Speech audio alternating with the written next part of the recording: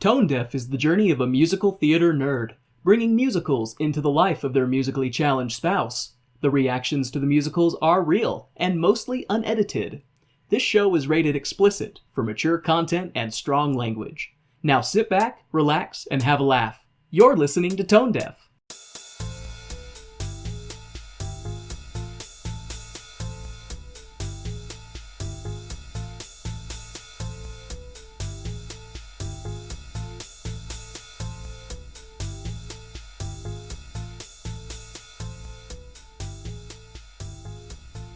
Welcome to Tone Deaf, a theater nerd's guide for their musically challenged spouse.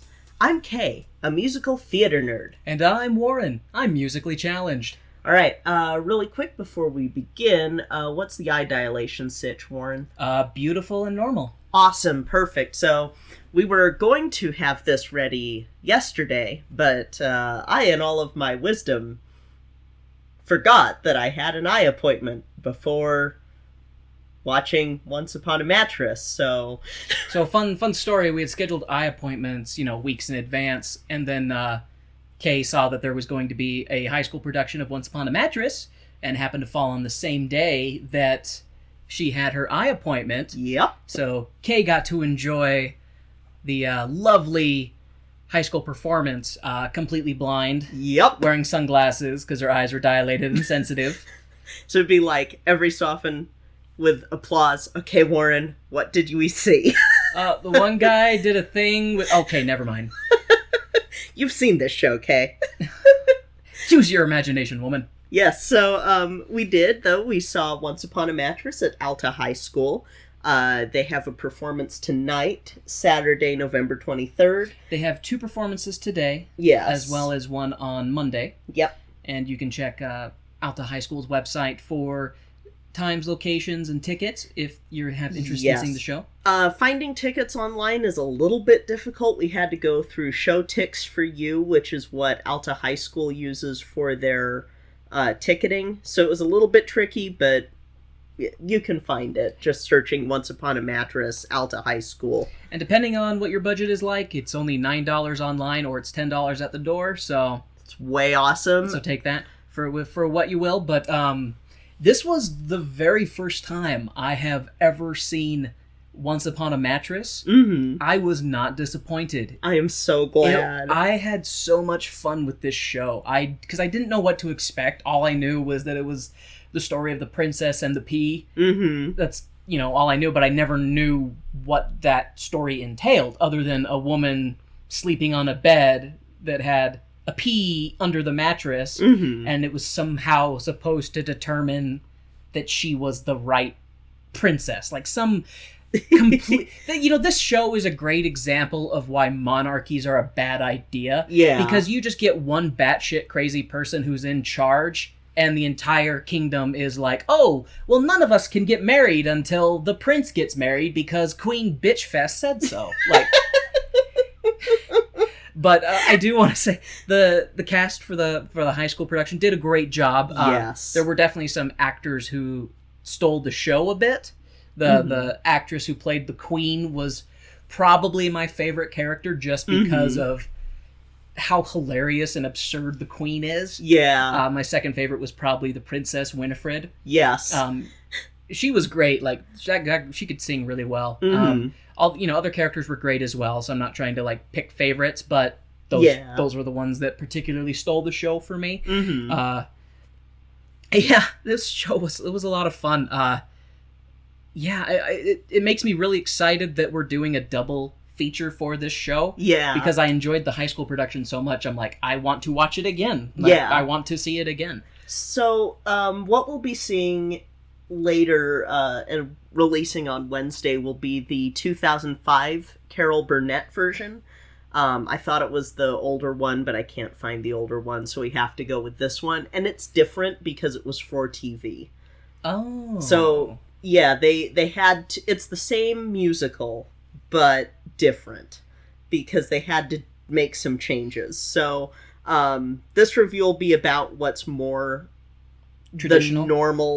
The traditional version of Once Upon a Mattress, which is what you saw. The next one will not be.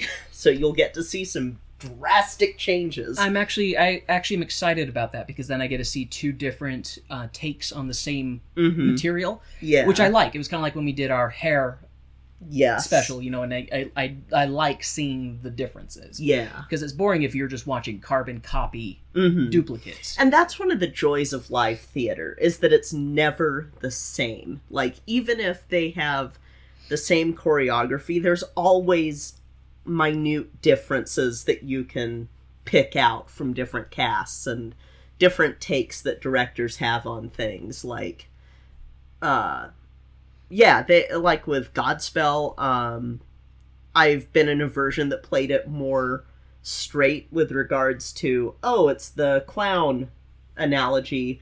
And then there's another version that I did where we were all homeless in downtown Salt Lake. So that was, different interpretations. Different interpretations. And that's the joy with live theater, because you can take the version of Once Upon a Mattress that we've seen that plays it very straight to the script, because that's what you have to do when you license a show generally.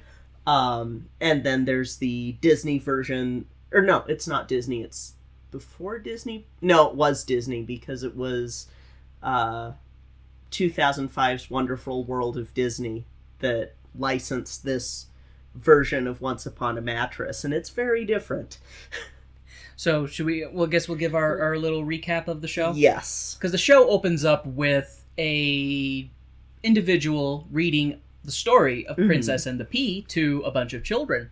And the children are kind of like, oh, did that really happen? He's like, yes, it did really happen. You know how I know? I was there. I love the way that he sets it up, because he's like, I was there. I saw the whole thing. Let alone, he's like, but I was kicked out of the kingdom and disgraced and forced into exile. But I won't tell you children that, because then you'll not find me worthy of telling you stories. Or something like that. So it was the minstrel, right? Yes. The traveling minstrel. The traveling minstrel is the one telling the story to the kids, and as the kids run off stage, that's when the minstrel is like, aha, I will regale the audience with what really happened on that series of days. I guess weeks. And we get treated to... Did they ever say what the kingdom's called? Oh, gosh. Okay. That's all good. I don't remember. We'll call it Bolshitia. The kingdom of Bolshitia is ruled over by a mad monarch. I love that the king is mute, because he's very, very expressive. Because he's just pantomiming all of the things, anytime he's trying to communicate with people, the king's just pantomiming. But the queen does all the talking for both of them in the relationship, and the queen is looking for a princess for her precious little baby prince boy. Poor precious little prince. Your poor little boy, he needs to be protected, and mama needs to sever that umbilical cord, just a little snip snip. Boy's gonna be so fucked up. So, and that's the thing, and so we open up with the wizard quizzing this princess, and it's like the 12th one or something like that, 12th or 13th one that they've gone through trying to find the perfect mate for the prince. And she's getting quizzed on famous kings. Yes. And I've noticed a theme is that the queen always sets impossible tests. That's the whole thing. Yes. She doesn't want her prince to get married because partly she probably likes being in control, and if the prince gets married and has an heir, then they'll the king and queen will kind of get pushed to the side to make way for the new generation. Yeah. So she doesn't want him to get married, but she's coming up with all these bullshit tests to make it impossible for a princess to pass. And I love that, the final test, it was okay, who was the knight that slayed a beast? What was the beast? How many rows of teeth did it have? What? And then it was and then and she gets all the answers right, and then the last question was, what was the sister-in-law's middle name of the friend of the blacksmith who forged the sword that killed the dragon? Yes. It's oh my god, impossible to answer. Because I would bet that information isn't even in the original story that they're referencing. Yeah. And so that princess fails, and the prince is sad because, I liked her, she was pretty, and blah, blah, blah, blah, blah, blah. The queen just goes on and on about how, no, we need to find you the perfect princess for my sweet little boy. And as I had mentioned previously, everybody else in the kingdom has blue balls until the prince gets married. Except for one person. And so we find out that the most noble knight in the land, Sir Harry, had knocked up his betrothed, well, his woman, Larkin? Yes, Lady Larkin. Lady Larkin.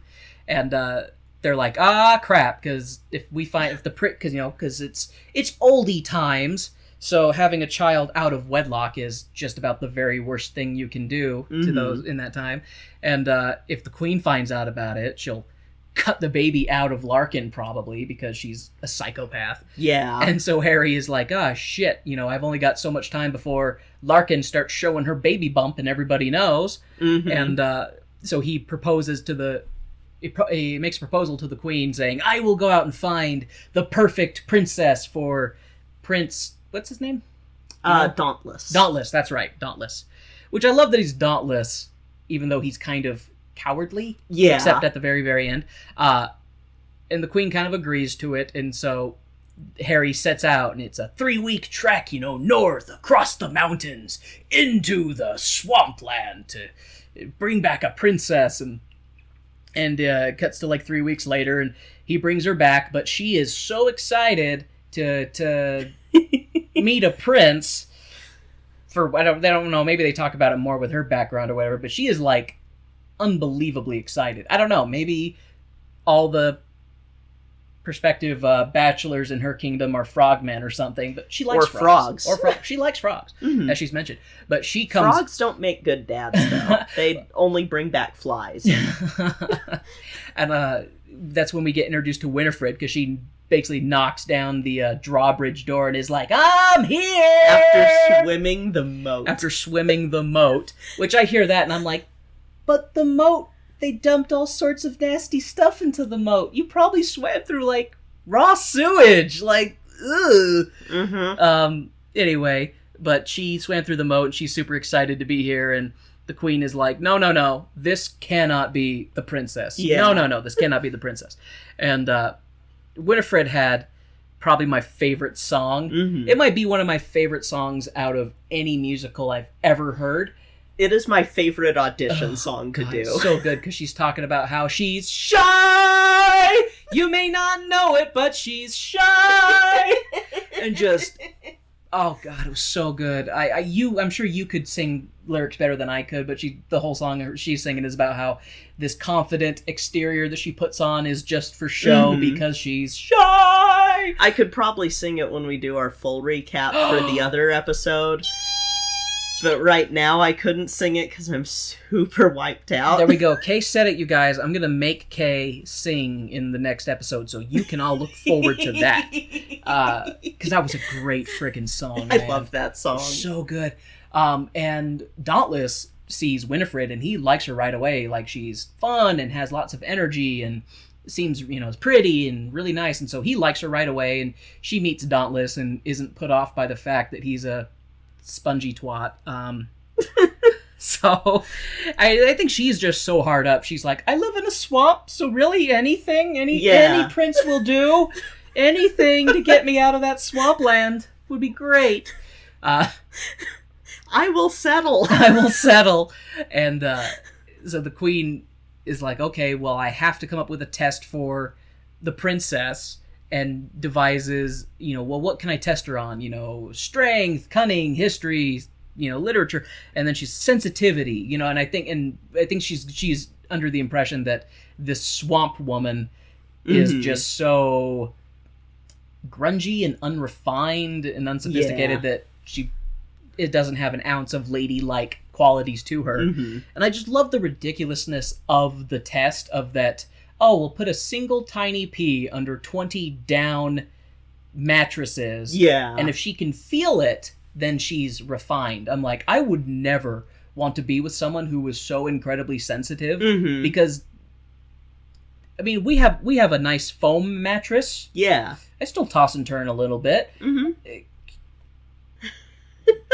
Could you, just no. Bad queen. Bad, crazy, psychopath, control freak queen. What you would have to do with a woman that sensitive is give them a CPAP.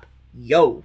And then that just knocks their ass out. Or I could give you opium like they do in the play. Oh my gosh. That was so... So the queen hatches this plan, and she's like, okay, we're going to get these 20 mattresses that are the most comfortable, soft, cushy mattresses in the kingdom, put a P under it, and then I'm going to hedge my bet even more. She's like, we're going to have a ball, everybody's going to dance and get drunk, and I'm going to then give her this concoction of opium to help her sleep, and then I'll have a nightingale sing her to sleep. Like, she's just stacking everything in her favor. Mm-hmm. But I guess I'm getting a little bit ahead of myself. But, crap. So she shows up. She sings her shy song. The prince is like, Mom, I like her. You should give her a test. Even though the queen is resistant to it. But then finally decides, okay, fine, I'll do a test for her. Yeah. And then that's when she starts hatching her devious plan. And while she's doing that, Dauntless and Winifred are getting to know each other. And they're just going out and having fun, and exploring and stuff. And Dauntless is kind of giving her the 411, like, my mom's a crazy bitch who's going to try and give you an impossible test. And she's like, oh boy, well, what could it be? Well, it could be strength, or it could be, any number of things. Like, it just kind of talks about all the different tests that the mom's given to other women in the past. And I remember the one that was funny, like the weightlifting one. Yes. And so, like, Winifred kind of goes through and she demonstrates, like, all these other qualities that other princesses didn't have, with the exception of spelling and literature. Yes. Those are her two weak points. To be fair, if I had to be tested on that before I could have married you, I'd still be single. Instead, you had to remember the names and faces of all 50 of my cousins that were at that family reunion. If I could have done that... Yeah, that didn't happen either. But in the show, Dauntless and Winifred are trying to get to know each other. And while that's going on, while we got this new blossoming romance, shit hits the fan between Lady Larkin and Prince Harry. Oh, because that's right, that's what it was, because Lady Larkin is supposed to be the lady-in-waiting to Winifred while she's there at the castle. And since Winifred had swam the moat and her dress was covered in raw human sewage, she got changed out into, like, some just patchwork clothing until she could settle on, like, a dress she wanted to wear. Yep. And when Larkin came up to the room, she saw Winifred, like, on her knees, like, cleaning up a mess that she made, because, hey, and I approve of Winifred. She's the kind of princess who's like, oh, crap, I spilled something. Here, let me clean that up. Yeah. She's not, excuse me, lady, clean this up for me, and then go get me another whatever it was that I knocked over, and then I'll knock it over again, and you can clean it up all over. Because I'm a cat. And so when Lady Larkin comes in and sees Winifred on the floor cleaning up her own mess, she just assumes that she's a chambermaid and is kind of like ordering her around. And then that's when Dauntless comes up and is like, Harry. Harry. That's right, because Harry and Winifred are like BFFs now because they traveled together. And that's when Harry's like, oh my gosh, you've already met my Lady Larkin. And talking, and she's like, oh, she's so beautiful, more beautiful than you described, and all this stuff. And Winifred, Larkin, like, Winifred seems like she's pretty chill. Yeah. And I think if Lady Larkin just would have been like, oh my gosh, I am so sorry, she would have been like, it's okay. And it would have been, everything would have been mended. But because Lady Larkin was a little hormonal from the stress baby growing inside of her, she was like, I am so embarrassed. How could you not tell me? Then her and Harry have a fight over, how she treated Winifred. And that is not a lady. That is a chambermaid. And she's more of a lady than... Yeah, more of a lady than some people I know. And Winifred gives her that snapback. And Larkin.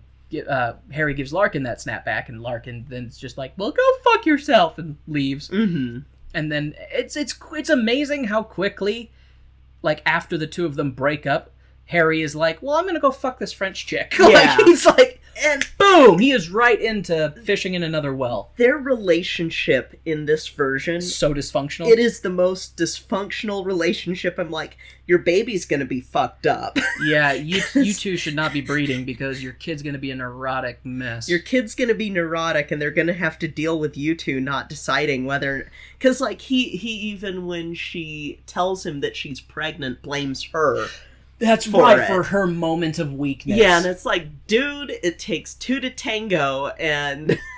And it's one of those things I look at. I almost wanted Lady Larkin to bust out that you have a little dick and you suck in the sack. Yeah, Like, yeah. just- And instead, that's the only part of Once Upon a Mattress that I kind of am like, that can be thrown out, is the Lady Larkin and Sir Harry stuff. Just because I'm like, ugh. It would have been one thing if what happens later didn't happen, because I'm like, no, you two should not be together. Yeah, You are so toxic for each other. And who knows? But then again, at the same time, like, who knows how things would have played out if there wasn't a nut job of a ruler telling everybody else in the True. kingdom that nobody can get married until her son does. Which I hear that and I'm like, how does that make sense? Yeah. Because it's still a class-based system. Like, yeah. it's not like all the knights would be taking all the princesses or anything, and there would be no princess available for Dauntless. No. It would just be, quote-unquote common folk marrying common folk, so that you have more people to rule, like farmers. It's because Queen Agravain is crazy, is what it is. It's absolutely correct. But, like, the thing that just... I sit there and I go, Sir Harry was so quick to move on to that French chick that it's like... I wouldn't... If I knew that, it would... And she sees that happens. Lady Larkin does. Yep. It's like, that would be a moment of like, yeah, no, screw you. That's not what she does. That's when she's like, fine, I'm going to run away, basically. Well, she was going to run away before that. Oh, okay. For some reason it was I thought... when she was dressed as a boy to try and run away that she sees that he's with the French girl. The French woman. And it's one of those, like, that would have been the moment of, yeah, no, go fuck yourself. I'm going to go to a convent and raise my baby there. Fuck you. I do remember... It did make me laugh, though, the joke with the French woman in Once Upon a Mattress, that all she can say is yes. That's the only English word she knows. And it made me think of Flower Drum Song during the Vagabond Sailor, when he's talking about all the women that he's banged, because he does, when he gets to the French woman, that's the thing that he says too. She only can say yes. I want you to keep that in mind. Is that a reoccurring theme? Before we record our full episode on Once Upon a Mattress, I want you to keep that in mind. Okay. I will attempt to. I will try to parcel some brain space to devote energy to remembering that. Yes. So, let's see. Where were we in the story? Larkin and Harry broken up. Yeah. And Dauntless and Winifred are getting together. During that whole thing, we also have some great scenes with the minstrel, the jester, and the king, who are the trio of... Troublemakers, kind of. Yeah, of troublemakers. So there's a thing I asked Kay, because it looked like while the queen was always on her tirade of being a control freak, it looked like the king was always chasing after a woman in the background, and and it didn't seem like it was unwanted, because the women were always like, And I asked Kay when we were there, like, is the king cheating on the wife, the queen? And Kay said that the queen and the husband are both philanderers. They have a line in The King and the King and the Jester and I think is the title of the... No, it's The King and the Minstrel and I is the song name. But they do have a line in there about that the queen is always complaining about the king cheating on her, but what's good for the gander is good for the goose. But the goose is not said because the king has that line, and so he pantomimes it. And that's just a really fun scene, because it's a song with three people, but one of them can't talk. And that's extra funny, because the music in that is still going as if the dialogue was being spoken. Yes. And it just is so funny, because it leaves it up to your imagination a bit, but it oddly works. Yes. It just makes me... It made me laugh. That was a good song, too. And the king in this production... of course, high schooler, but he had so much energy. He was great for the role, and he was just did a lot of good physical comedy and stuff like that. Yes. So great. Okay. So, and then I think that's when it gets to the point after, Larkin and Harry have broken up, Winifred and Dauntless are just kind of talking, getting to know each other. That's when the queen is hatching her devious plan. And if I remember correctly, the minstrel... I'm trying to remember how the minstrel says that he's going to find out what the test is for the prince.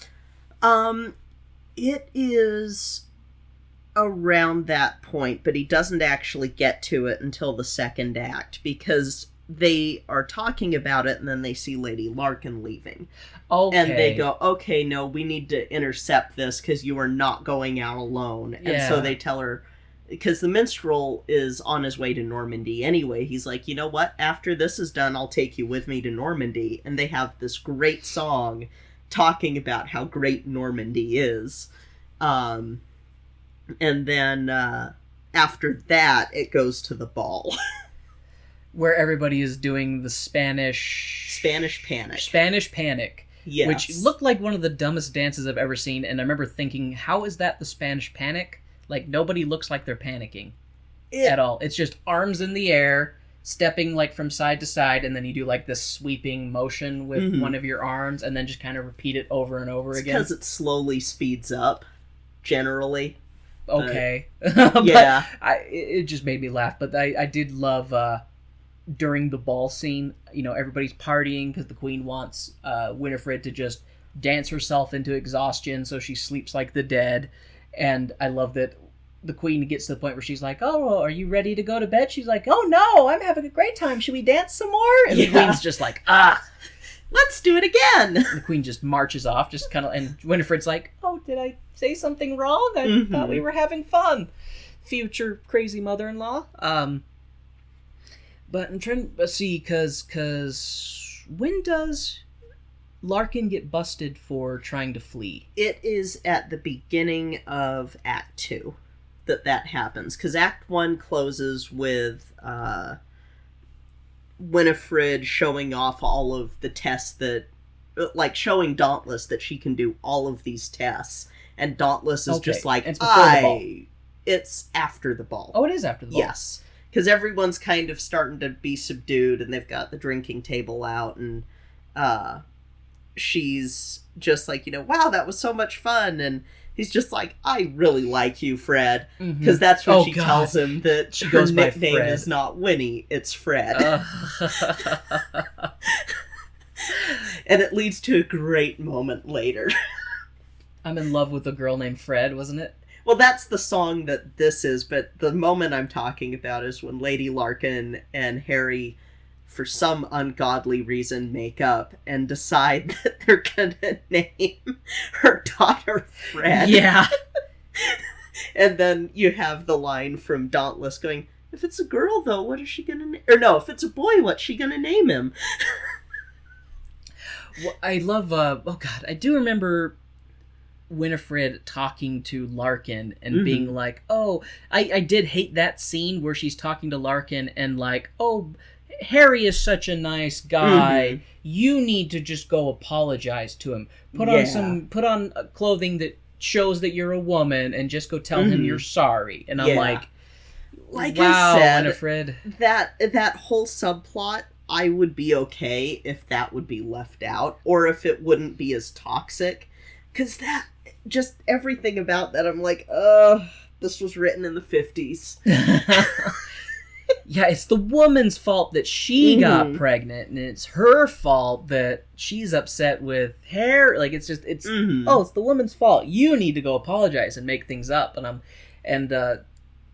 Yeah, that part annoyed me, because at the same time, I was like, dude, Harry was pretty harsh and should have been the one to apologize, but at the same time, he's like, I'm the most popular knight. I can get any wench I want, kind of attitude. It isn't until Lady Larkin says anything that Winifred would even know that Larkin was pregnant or anything, and that could have been a issue, because she probably only hears Harry's side of things and not... That's true. She did, she did spend weeks traveling with him and talking with him and getting to know him, so she was already friends with him, and then meets Larkin and is like, oh, can't be that bad. I've got all this experience with him, and I've only had 2 encounters with you. And one of them wasn't good. Yeah, one of them wasn't good.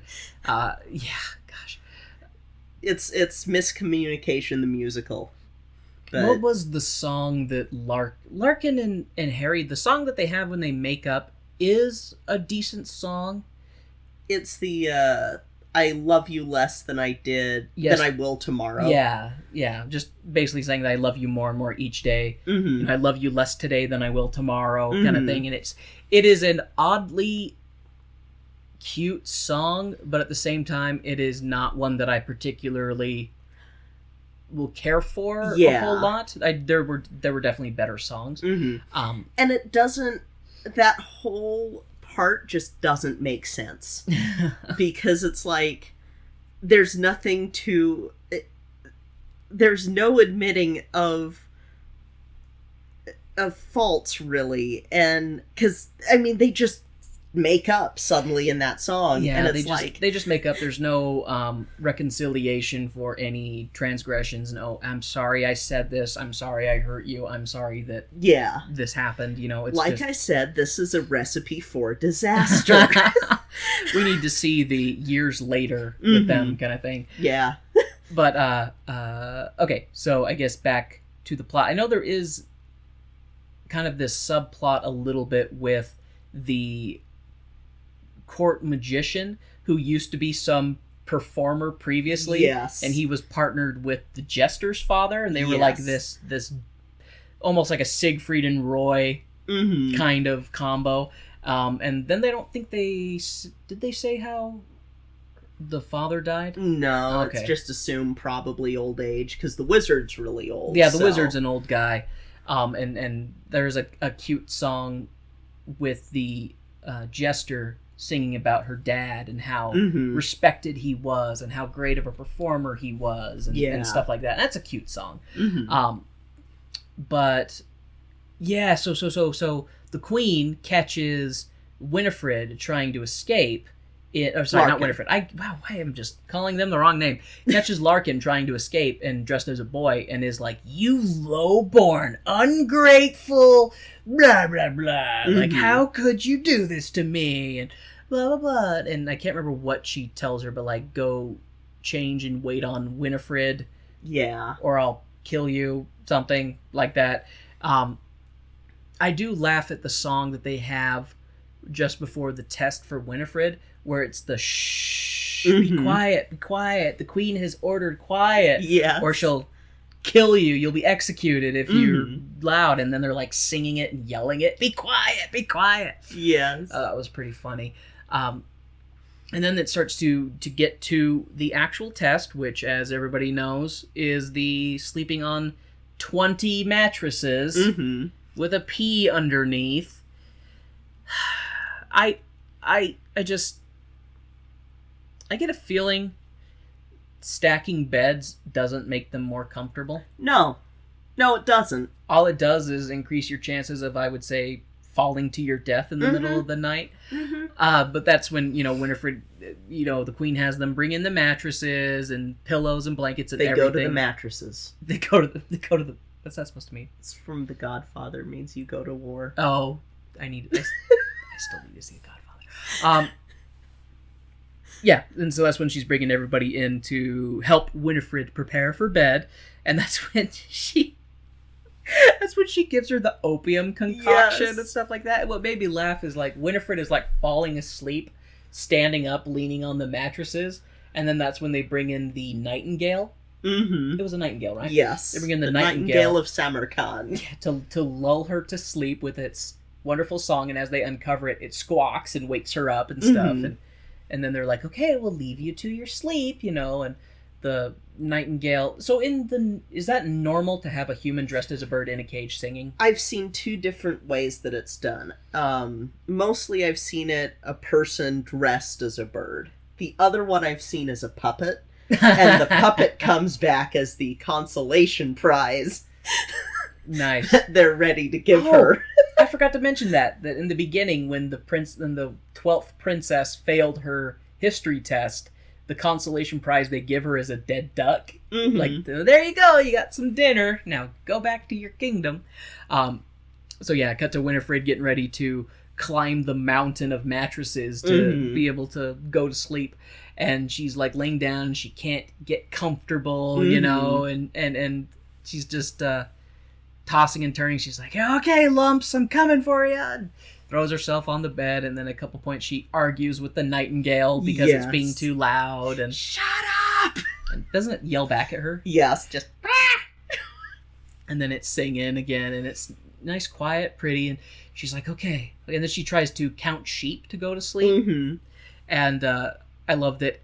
Then it just kind of fades from that scene, and it goes to the next morning, and the queen is just all happy because they're like, okay, we should get her a parting gift and and a consolation prize, and and the prince is like, well, what about her test? Oh, well, Dauntless darling, the test is over. It was last night. He's like, oh, well, did she pass? He's like, oh, I'm sure she didn't, kind of thing. And then she divulges what the test was, that if she's a true princess of noble blood, she should be sensitive enough to feel a fucking pee underneath 20 mattresses, you dumb crazy rule. Anyway, and then they go into Winifred's chamber, and she's still counting sheep, and she's up to like the tens of thousands kind of thing. She's like, what are you doing, counting sheep? She's like, you didn't sleep? I never closed my eyes. And she's just railing at the queen about these mattresses. What do you stuff them with? Jousting equipment? Just railing on her and stuff. And then, of course, everybody's excited. Oh, she didn't sleep. She must be sensitive enough. She's a true princess. There, and Dauntless is like, that means I get to marry her. Oh, and I forgot the curse. The reason the king can't talk is that there was a curse placed on him by a witch that he will not be able to talk until the mouse swallows the hawk. Yes. And I love that they make a joke. Winifred was like, well, couldn't you get a really big mouse and a really tiny hawk? And, well, we tried that, but the hawk bit the king. And the mouse ran away and the hawk bit the king, and the king shows the injury. Just on his elbow. And so that's the prophecy, quote unquote, that'll break the curse. And Dauntless is like, okay, I get to marry her, Mom, because she passed your test. And the mom's like being like, oh, no, you don't get to marry her. She's not good enough for you. Blah, blah, blah, blah, blah, going on like that. And Dauntless, he grows a pair, stops being a spongy twat, and is like, and yells at his mom and tells her to shut up. And that's when, the shock from that makes the mother lose her voice and she can't talk, and then they're like, the curse, the mouse has swallowed the hawk, the curse is broken. And then the king's like, I can talk. It's so great. It was great. And then he's telling the queen, now when I say hop, you hop, kind of thing. And she's like, I'm not going to do that. And then I can't remember I don't know what he says. I'm not sure what he says to her. But he whispers into the queen's ear, and it was something serious enough that it changed her attitude. And so now when he's like, hop, jump, skip, run, she's like, okay, fine, I'll do it. And basically happily ever after then, because and then we find out that it wasn't the pee in the bed. God. That was so great too, because it's after the queen runs off, right? After the queen runs off, like all these other knights are going over to like disassemble the bed, and they're pulling out swords and like a rack of antlers, jousting equipment. They're pulling out stuff because what I love about that is that the rest of the kingdom had enough of the craziness that they sabotaged the test. Specifically, though, the minstrel and the jester would have, because they had the thing where they went to talk to the wizard and to figure out what the test was, and they found out what the test was. Okay, because you never see him actually divulge what the test is. The minstrel is just like, well, how about we go down to the wine cellar and continue this talk? And he's like, okay, I'm in the middle of something, but I'll meet you there. You assume that. Yeah, okay, that makes what happened. In hindsight, that makes sense of the assumption, but we just never see anything communicated. So my assumption was that the rest of the court took it upon themselves, that they were just like, we are tired of this crazy bitch. We are a bunch of hardworking knights. We have our ladies in waiting. We want to marry them so that we can have some babies, or at least engage in the act of baby making. We want our sex trophies, damn it. Jesus. But yeah, so Dauntless tells his mom to shut the hell up, and supersedes her and becomes the king, essentially. But he gets to marry Winifred, and who has now passed out. Oh, that was so funny. Because she's so tired because she didn't sleep, and just but yeah. So they're able to get married, and that breaks the hold on the rest of the kingdom. So everybody can get married, including Harry and Larkin. So now they can be married. So it won't be a sin that Mm-hmm. she got knocked up out of wedlock. And then they'll just fuck up their child with their Just- toxic relationship. Who knows? Maybe the thing too is that crazy makes you crazy. That's true. And if you're living in a crazy kingdom full of crazy rules, it's going to make people behave crazy because it's the crazy laws. That's fair. So That's fair. So who knows? Maybe with that law being broken, they have a healthier relationship. Who knows? we can only hope. We can only hope for that child's sake. But, it could be part of the Broadway extended universe. We could find out that led to, I don't know. I do think it would be great to see sequels to musicals, like 10 years later, 20 years later, just see other stuff. Like, I know you and I made the joke about in our Guys and Dolls episode. Mhm. Like, holy shit, I want to see that sequel of them trying to find children to play the roles of all the kids that they supposedly have, that the mother-in-law believes that they have. So I think that there's that seems like some forbidden Broadway material right there. Mm-hmm. I can't wait till we can cover that stuff. But yeah, I liked the show a lot. I'm so glad. It was funny because the last musical we saw, high school production, was Elf, which if you've listened to that one, I'm not the biggest Elf fan. So I was not, and Kay and I had a long week, and Mhm. you had the doctor's appointment, your eyes were dilated, I was very tired and kind of lethargic, and so I was not super excited about going to Mhm. Once Upon a Mattress, just because me being my homebody self. Mhm. But I'm very glad that we did go because Yeah. I enjoyed it a lot. It was really funny. It was very entertaining. It's really well done. It was very well done. It was funny too because Alta High School is getting a new auditorium, and so we were in their current one, which is much smaller than the was it Corner Canyon? Mm-hmm. Corner Canyon High School. Because it was funny, we went there, it was like, damn, this is a good theater. Like, holy shit. Mm-hmm. Looked very much like a professional theater. Mm-hmm. And then we went to Alta High School, and it was probably a third of the size. Mm-hmm. And I was like, oh, wow, very, very different. But then they were, before the show started, they were like, oh, well, as you saw the construction outside, we're going to have a new theater next Mhm. year. And so I'm like, ooh, we're going to have to go see some Yes. shows next year and see Alta's new theater. Very excited. So I'm excited. But so far, I've liked going to see the high school productions. They've been Mhm. entertaining. I'm so They've glad. been good. And I think Once Upon a Mattress, granted we haven't seen the other version you're talking about, Mhm. but at least the more traditional version that we have seen, Mm-hmm. it's got to be up there with my favorite musicals. Because It's up there for me too. yeah, it's definitely up there. I would say for the reasons of the characters, or at least the characters for me that really shone through were Winifred, the Queen, even though I Mhm. hate her, the King, Mm-hmm.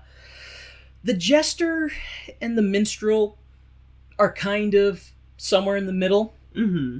I think that I find their characters just slightly annoying, but I Mhm. think that they're supposed to be because Yeah. they're clowns, basically. Mm-hmm.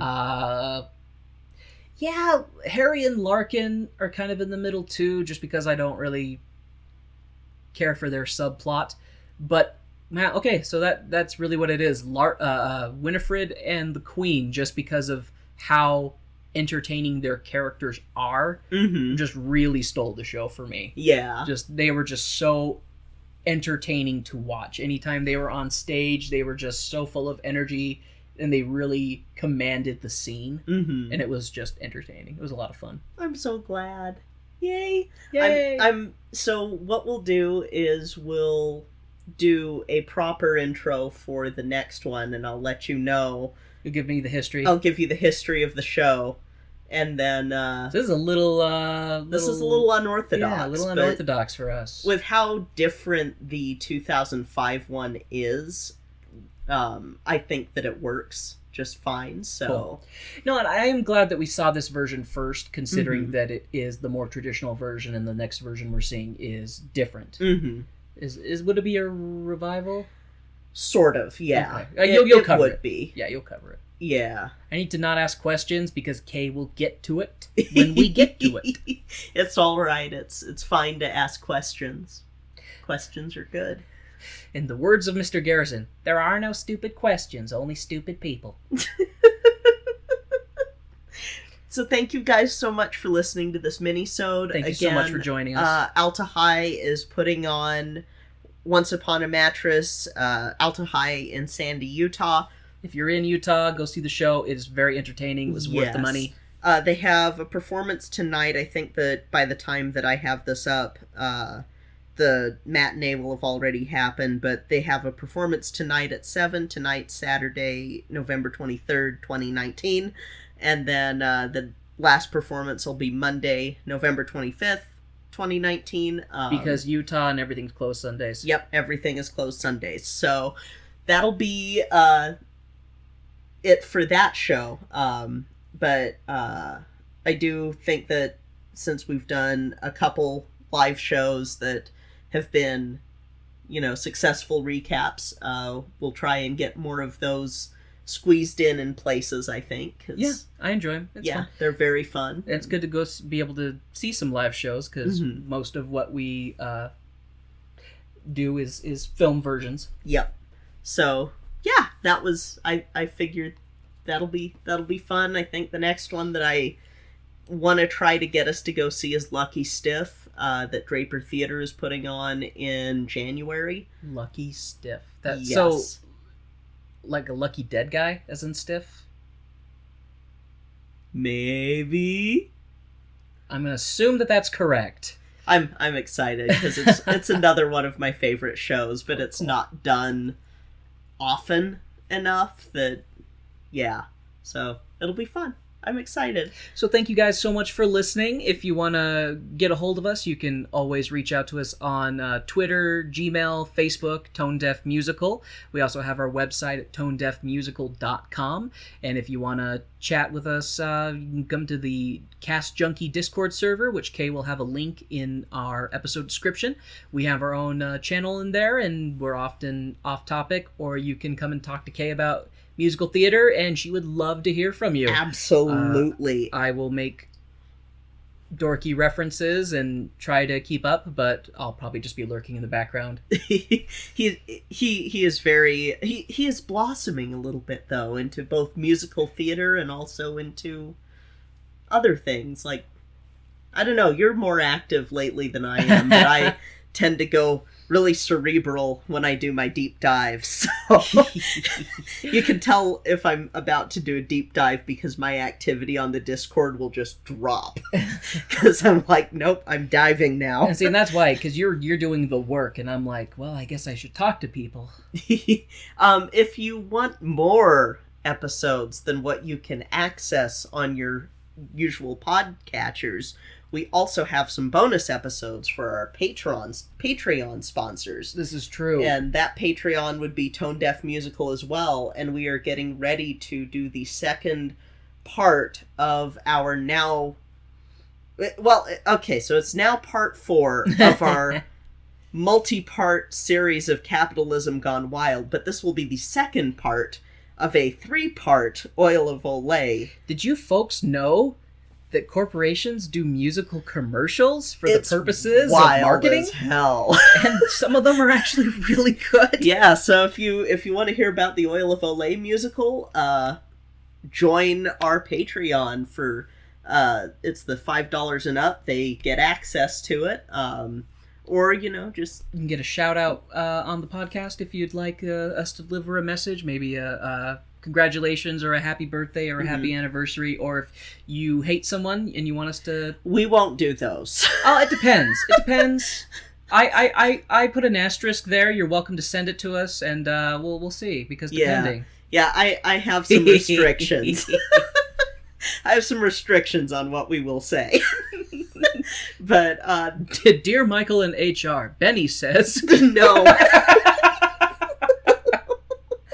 All right. Well, thank you so much for joining us for this mini-sode. You can check back with us when we do our full episode on Once Upon a Mattress. That'll release the day before Thanksgiving, so... Yeah. Because time stops for no man and the show must go on and all that jazz. All that jazz. Jazz hands.